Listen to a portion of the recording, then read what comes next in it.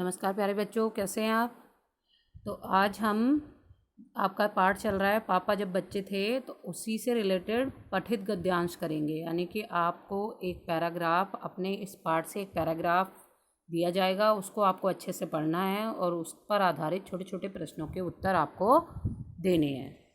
तो चलिए चलते हैं अपने पठित गद्यांश की तरफ। तो हमारा गद्यांश है, गद्यांश को पढ़कर गद्यांश को पढ़कर प्रश्नों के उत्तर दीजिए।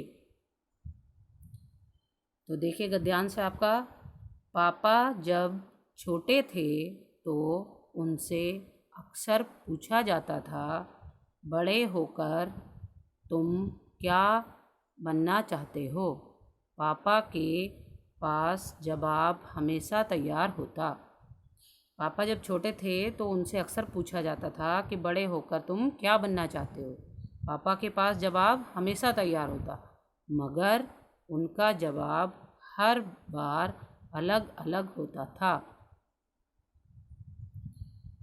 शुरू में पापा चौकीदार बनना चाहते थे। तो देखिए, मगर उनका जवाब हर बार अलग अलग होता था। शुरू में पापा चौकीदार बनना चाहते थे।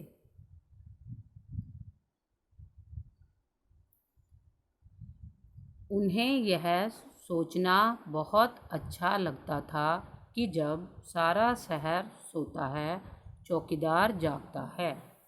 उन्हें यह सोचना भी अच्छा लगता था कि जब हर कोई सोया हुआ हो, वह खूब शोर मचा सकते हैं।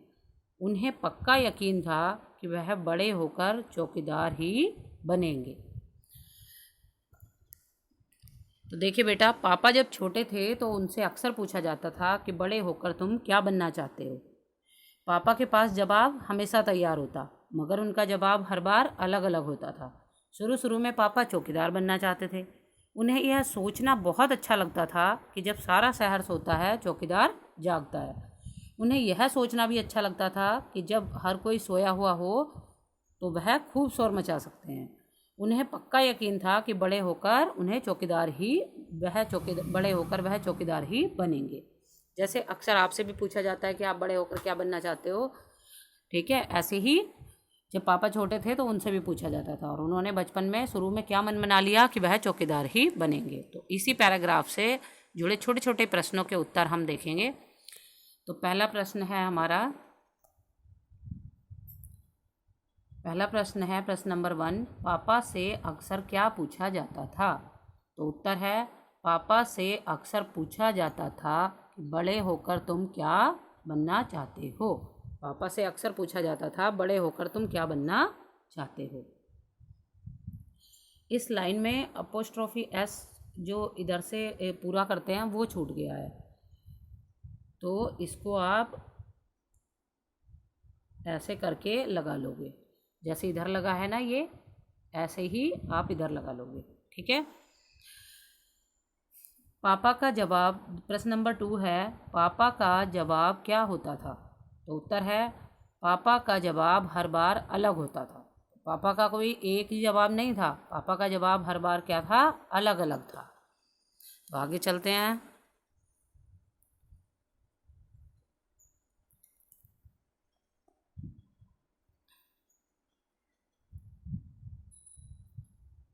प्रश्न नंबर 3, शुरू में पापा क्या बनना चाहते थे।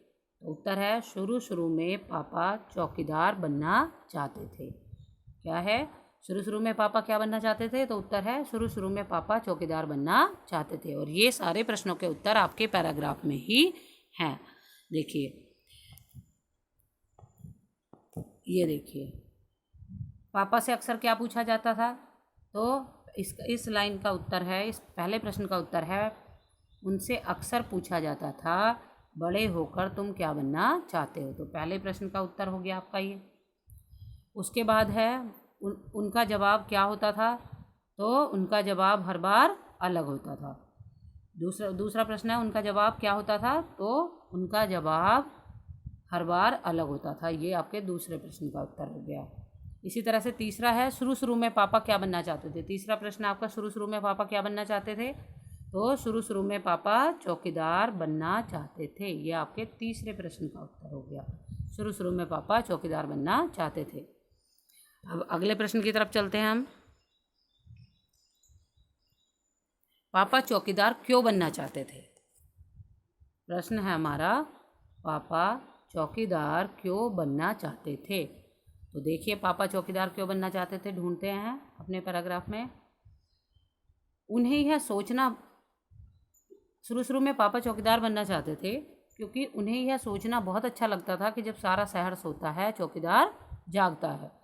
ठीक है, उन्हें यह सोचना भी अच्छा लगता था कि जब हर कोई सोया हुआ होगा तो वह खूब शोर मचा सकते हैं। तो पापा चौकीदार क्यों बनना चाहते थे, इसलिए बनना चाहते थे, उन्हें यह सोचना अच्छा लगता था।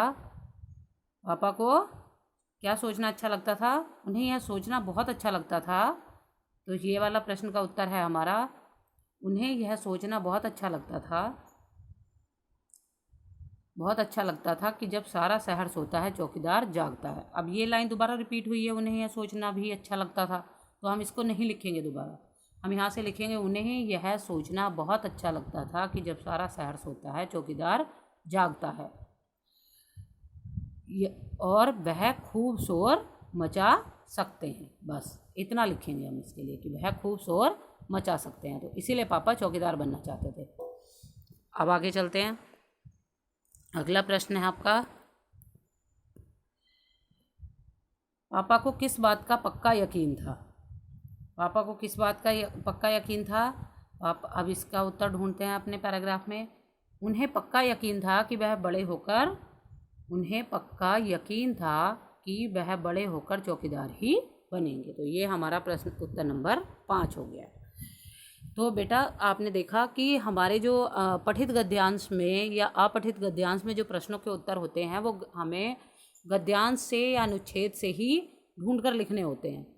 तो पहले हम क्या करते हैं, ऐसे प्रश्नों के उत्तर ढूंढने के लिए हम प्रश्न में आए ज़्यादातर शब्दों को अंडरलाइन कर लेते हैं। जैसे प्रश्न नंबर 5 की ही बात करें तो उसमें लास्ट वाला जो वो है, प्रश्न में जो शब्द हैं हमारे, पापा को किस बात का पक्का यकीन था।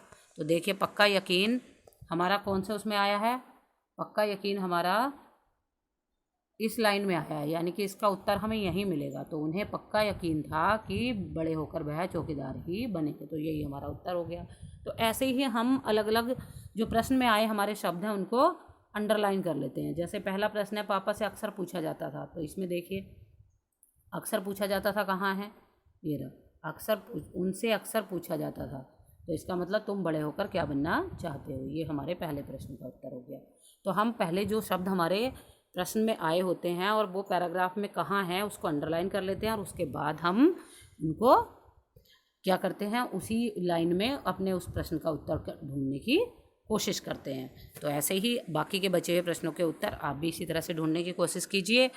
और ये पैराग्राफ भी, ये अनुच्छेद भी, गद्यांश भी आपको अपनी कॉपी में लिखना है, और इससे जुड़े ये पाँचों के पाँचों प्रश्न आपको अपनी कॉपी में लिखने हैं।